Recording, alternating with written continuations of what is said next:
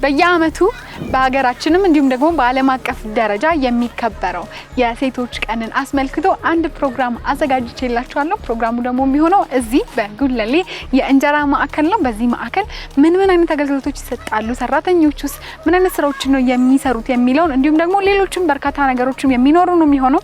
ቆይታችሁ ከኔ ጋር እንድታደርጉ ከወዲሁ ጋብዛለሁ። ከኔ ጋር ሁኑ። ሰላም እንዴነሽ?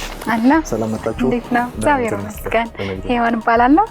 እንግዲህ ዛሬ በጉለሌ እንጀራ ማዕከል ምን ነገሮች አሉ የሚሉትን ለማየት ፈልጌ ነበር የመጣሁት። እንኳን በሰላም መጣችሁ። ከመግቢያ ጀምሬ አሁን ያየሁት ነው ጽድት ያለ ግቢ ነውና ምናልባት ከመጀመሪያ ጥያቄ እንጀምርና ምን አገልግሎቶች ነው የሚሰጠው? የምንሰጠው አገልግሎት በዚህ በእንጀራ ማዕከል ውስጥ ለህብረተሰቡ በተመጣጣኝ ዋጋ የተለያዩ ምርቶችን ነው የምናቀርበው። በዋነኛነት ግን እንጀራ ከጤፍና ከጤፍ ብቻ የተዘጋጀ በእናቶች ተዘጋጅቶ ለእናቶች የሚቀርብ ምርት ማለት ይቻላል። እሱ ነው እየሰራን ያለ ነው። መልካም። ምን ያህል ሰራተኞችስ ነው ደግሞ ያለው በውስጡና ደግሞ ምን ያህሎችስ ናቸው ሴቶች የሚለው? እሺ፣ እዚህ ግቢ ውስጥ እንግዲህ እዚህ ማዕከል ውስጥ ሙሉ በሙሉ ለሴቶች ነው የስራ እድል የተፈጠረው። ከ250 በላይ እናቶች ያሉ ማለት ነው። በፈረቃ ነው የሚሰሩት። በ3 ፈረቃ ይሰራሉ። ሴቶች፣ ወጣቶች እንዲሁ እናቶች በወርስ የተወሰነ ጊዜያቸውን እዚህ እየሰሩ የተወሰነ የቤት ኃላፊነታቸውንም የሚወጡበትን እድል ተመቻችቶላቸው ነው እየተሰራ ያለው ማለት ነው። መልካም። የእንጀራ ማዕከል ስለተባለ እንጀራ ብቻ ነው ፕሮዲዩስ የምታደርጉት ወይስ ድርቆሽን ብለከኝ ነበርና ከእንጀራ ጋር የተያያዙ ናቸው ወይስ ደግሞ ሌሎችም ምርቶችን ታቀርባላችሁ? እንግዲህ እዚህ ግቢ ውስጥ እያመረትን ያለነው በዋነኛነት እንጀራ ነው። ግን ከእንጀራ ጋር የሚሄዱ ህብረተሰቡ ፍላጎት ጥያቄዎች ሲነሱ እነሱንም እንደ ገበያ አማራጭ እየተጠቀምን ያለ ነው። በዋነኛነት ያው እንዳልኩሽ እንጀራ ነው። ቀጥሎ ደግሞ ከእንጀራ ምርት ጋር ጎን ለጎን ድርቆሽ የምናዘጋጅበት ሁኔታ አለ ማለት ነው። እንደዚሁም በተወሰነ ደረጃ ደግሞ የጤፍ ቤታቸው የጤፍ ዱቄት ወስደው ራሳቸው መጋገር ለሚፈልጉ ደግሞ ከ5 ኪሎ ጀምሮ ባለ 5፣ ባለ 10፣ ባለ 25 እና ባለ 50 ሙሉ በሙሉ ከጤፍ ብቻ የተዘጋጀ ዱቄት እናዘጋጃለን ማለት ነው። ይሄን ለህብረተሰቡ እንደ ፍላጎታቸው እናሰራጫለን ማለት ነው በሽያጭ። መልካም። ለምን ያህል ድርጅቶች ነው የምታስረክቡት አሁን ላይ? ገበያው የተወሰነ ገባ ወጣ ቢልም በአሁን ሰዓት ከ5 ድርጅቶች በላይ አሉን። በቋሚነት የራሳችን ደግሞ መሸጫ ሱቆችም አሉ፣ በትስስር የምንሰራባቸው ማለት ነው። በዋነኛነት ለህብረተሰቡ በሁለት መንገድ ነው የምንቀርበው። አንደኛ ከተቋማት ጋር የምናደርጋቸው ትስስሮች አሉ። ሁለተኛ ደግሞ መሸጫ ሱቆች አሉ።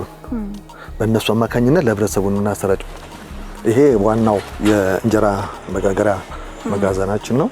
ስለዚህ ሁሉም እንጀራዎች እዚህ ውስጥ ነው የምትነግሩት? አዎ፣ ሂደት አለው ማለት ነው። ከግብአት ዝግጅት ጀምሮ የምንሄድበት ሂደት አለ። በዚህ ማዕከል ውስጥ ሙሉ በሙሉ በማሽን ነው የሚሰራው። ዱቄት እዚሁ ነው የምናመርተው። ሁሉም ነገር እዚህ ነው ማለት ነው። ማሽኖችም አሉን እዚህ። እሱን ሰራተኞቹ ያስተዋውቃቸዋል። በለቻቸው ጸጋይ ትባላለች። እንግዲህ ከአዲስ ሚዲያ ኔትወርክ ሄዋን ትባላለች። ስለዚህ ቀሪውን ስራ ከነሱ ጋር ታሳልፋላችሁ ማለት ነው። አመሰግናለሁ። እኔም በጣም አመሰግናለሁ። ወደ ስራ ከመግባታችን በፊት ልብስ መቀየር ያለን ልብሳችንን እንቀይራለን፣ ጋውናችንን እንለብሳለን፣ እጃችንን እንታጠባለን። ከዛም በኋላ ነው ወደ ጋገራ የምንሄደው።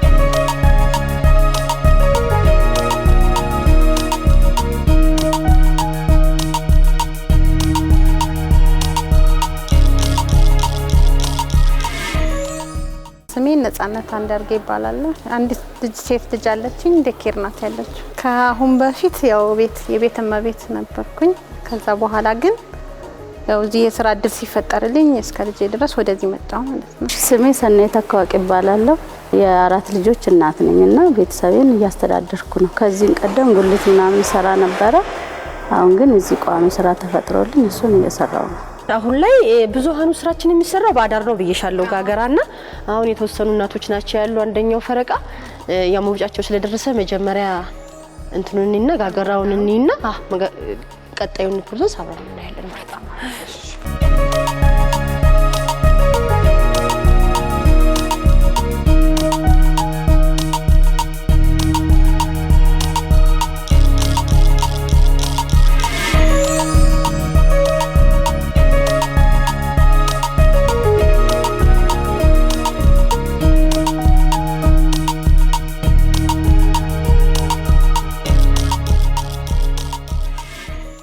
ይሄ ምልክታችን ነው። የእንትኑ ምልክት ማለት ነው። የቁጥራችን ምልክት ስንት እንደሆነ ይሄ እንጀራ 50 ሆኗል ማለት ነው። ቁጠሪና ይሄ ቁጠሪ ስንት እንደሆነ ውሎ መግባቱና እዚህ ላይ ጥሩ ነው። የስራ ኑሮሽ ስራ ላይ ብለሽ ከቤት ትወጫለሽ። እኔ ስራ ሰርቼ ስገባ ወደ ቤቴ በጣም ደስተኛ ሆኜ ነው የምገባው። እኔ አሁን ደስተኛ ነኝ። ምክንያቱም በፊት ቤት ነው ሙሉ ምንም አይነት እንትን አይደለም፣ ግን አሁን እግዚአብሔር ይመስገን ስራ አለኝ ብዬ ራሴን ጠብቄ ከቤት እወጣለሁ። ከዛ ደግሞ ማታ ደግሞ ገብቼ ለልጆችም ማረጎን አርጌ ደግሞ በማግስቱ ደግሞ ወደ ስራዬ እመጣለሁ። እግዚአብሔር ይመስገን ከወንድ ገዛ ወጥተሽ ራስሽን ችለሽ በራስሽ ልጆችሽን ማገዝ እግዚአብሔር ይመስገን። ለልጆቼ ከእጄ ላይ አንድ ነገር መግዛት እኔ ለኔ ትልቅ ደስታ አለው።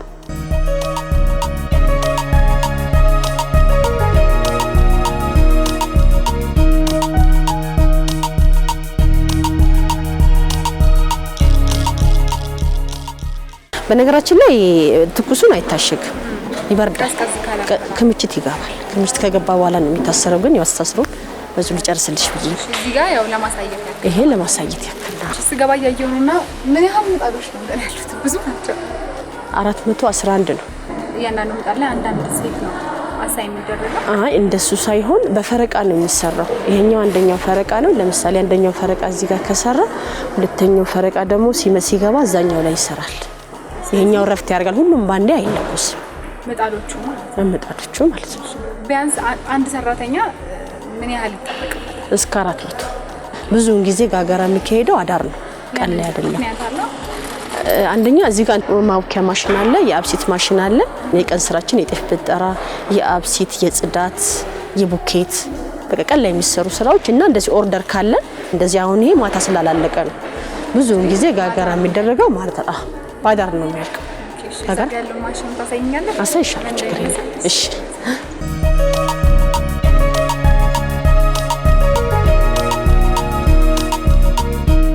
ሁሌ የተቀናጀ ስለሚል የተቀናጀው ምንድነው? ከብት እርባታ አለው፣ አትክልት አለው፣ እንጀራ ጋገራ አለው እና ሁሉንም አቀናጅቶ የያዘ ማዕከል ነው ያለነውና አሁን ጋገራውን አይተናል።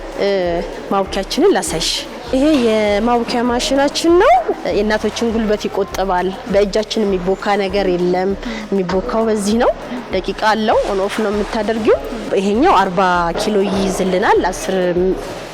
10 ኪሎ የምታወካለን ደግሞ አለች በዛ በኩል አሳይሻለሁ። ምንድነው ይሄ በርሜላችን ነው። እዚህ ጋር የምታያቸው በርሜሎች በሙሉ የማውኪያችን ነው ማለት ሊጥም እናስቀምጥበት ነው። እያንዳንዱ በርሜል 50 ኪሎ ነው የሚይዘው። አንዱን ቡኬት 30 እስከ 30 ደቂቃ ባለው አሽቶ ይጨርሳል። የእናቶች ስራ ምንድነው? ዱቄት እንሰጣለን፣ ውሃ እንጨምራለን፣ እንከርንና ኦን ኦፍ ማድረግ ብቻ ነውና ምንድነው መሰለሽ እናቶች ብዙ ጉልበታቸውን አያወጡም። እዚህ ላይ አሁን ቡኬት በፊት በእጃችን በጣም ያለፋ ነበርና ይሄ ማሽን በመሆኑ ብዙ ነገሮችን ቀንሶልናል። አንደኛ ጊዜያችንን፣ ሁለተኛ ጉልበታችንን ቀንሶልናል። ድካም የለውም ማለት ነው። ዲፓርትመንት አለን በነገራችን ላይ ራሱ ወፍጮ ቤት አለው፣ ራሱ ጤፍ ቤት አለው፣ ራሱ ቡኬት አለው፣ ራሱ የአብሲት አለው፣ ራሱ እነዚህ የሚያደርጉ ሁሉ የየራሳቸው ባለሙያ አለው ሁሉም። ስለዚህ የተሰጠውን የየራሱ ሁሉም የየራሱ ነው። ጋጋሮች አሁን ጋገረው እንጀራ ወደ ክምችት እንደሚያስተላልፉ ሁሉ መጋገር ብቻ ነው። ይሄ ደግሞ የአብሲት ነው። ይሄ ስቶቭ እንጨት ምናምን የሚባለው ነገር ቀርቷል። ይሄ የራሱን ችሎ ማማሲያው ነው። እቺ ቧንቧዋ ናት። ሊጥ የምንከተው በዚህ ነው። የሊጥ የራሱ ማስገቢያ ያለው ራሱን ችሎ ማለት ነው። ሊጥ የሚገባው በዚህ ነው።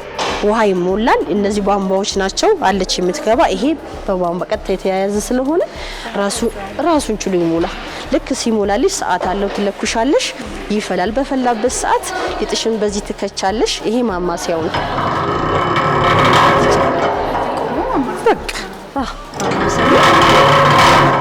በአንድ ጊዜ 7 እና 8 በርሜል ያወጣልናል በዚህ ማለት ነው። ስለዚህ ስራ የሚያቀላል፣ ፍጥነትም አለው፣ ጉልበትም ይቆጥባል እጅግ በጣም። ስለዚህ ይሄን እንደዚህ ታደርጊያለሽ። ይሄን ከጨረስሽ በኋላ ደቂቃ አለው። ደቂቃውን ከጨረስሽ በኋላ እቺ ናት የምትደረገው። እቺ ስላለው አከፍትልሽም ባል ያሉ መቀበያ ባል ያላቸው እቺን ሳብ ታረጊና እንዲህ ስታረጊያት ትከፍቻታለሽ። ስትዘጊያትም ሳብ አድርገሽ ጨረስን ማለት ነው የአብሲት ስራችን።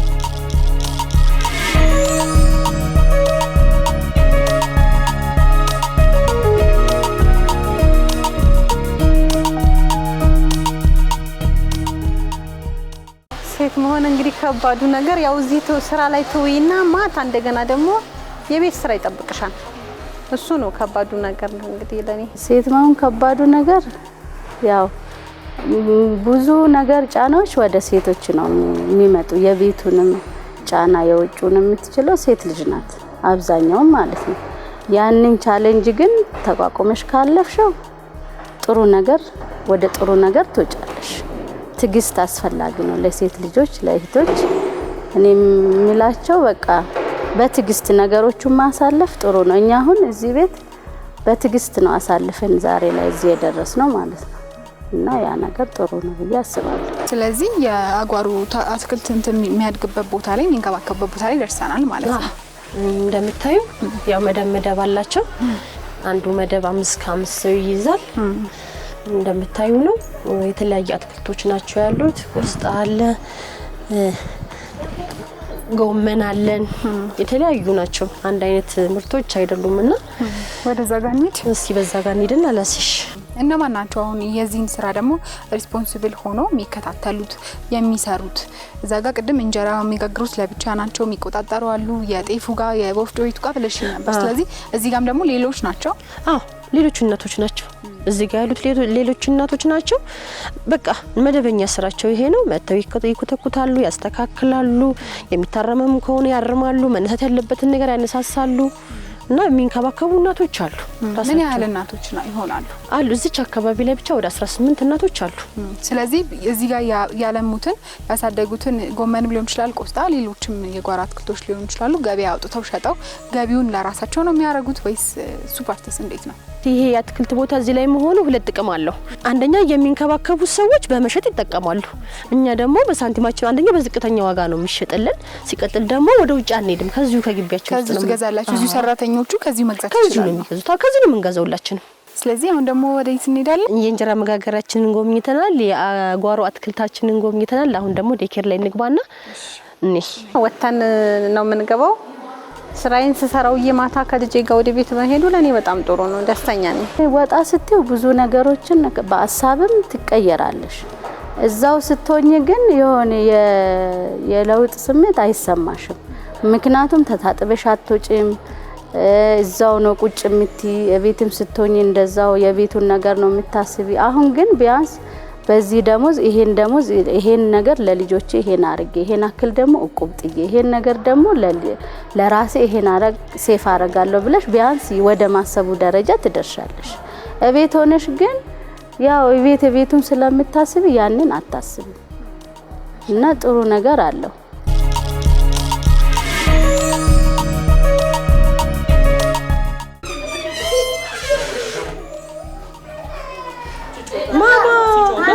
እንዴት ነሽ? ሰላም ናችሁ? ያው ልጆች ይሄ መጫወቻቸው ነው እንደምታዩ። ልጆች እዚህ ጋር ነው እንትን የሚሉት። እዛ መጫወቻቸው እዛ ጋር ይቀመጣል። ያው ልጆቻችን ይሄንን ይመስላሉ። ይሄኛው ሶስተኛው ፈረቃችን ነው። አንተ ግራጅ ነው የሚሰጣው። ስለዚህ ሁሉም ሰራተኞች እዚህ ነው ማለት ነው። ልጆቻችን ይዘን እዚህ ያሳርፋሉ። ከጨረሱ በኋላ ደግሞ ይዘው ይሄዳሉ ማለት ነው። ያው ሰዓት አላቸው። እዛ ስራ ሲጠናቀቅ የዚህም ስራ አብሮ ይጠናቀቃል። ልጆቹ እዚህ ሲቆዩ የምግብም ሁሉም መጫወቻ መመገብ ያላቸው መጫወቻ አላቸው። የሚንከባከባቸው እነሱ አሉ። እዚህ ምን ያህል ሴቶች አሉ ሰራተኞች? ሰራተኛ ለአንድ ፈረቃ 3 ሰራተኞች 3 ባለሙያ ነው ያለን። ጋጋሪው ማብኪም ሁሉም ሰራተኛ የዚህ ፈረቃ የራሱ የሆነ ዴኬር እናቶች አሉ ራሳቸውን ችሎ ማለት ነው። እነሱ ናቸው የሚያገለግሏቸው። በዛኛው ፈረቃ ደግሞ ራሱን ችሎ የዛኛው ፈረቃ ደግሞ አለ። ይችላል በየፈረቃው ነው 9 እናቶች አሉን ማለት ነው። ይሄን የሚንከባከቡ 9 ባለሙያዎች አሉን ማለት ነው። ማዕከላችን የሚያገለግለው በ3 ፈረቃ ነው። ስለዚህ ሁሉም ሰራተኞች በአንድ አይነት ሰዓት ነው የሚገቡት ማለት ነው። አሁን ለምሳሌ የእንጀራዎቹ ሌሊት ስለሚገቡ ልጆቻቸውን ይዘው ከመጡ ዴኬር አለ ሁሉ አንድ ላይ ይገባሉ። ሁሉም ሰራተኛ አንድ ላይ ነው የሚገባው።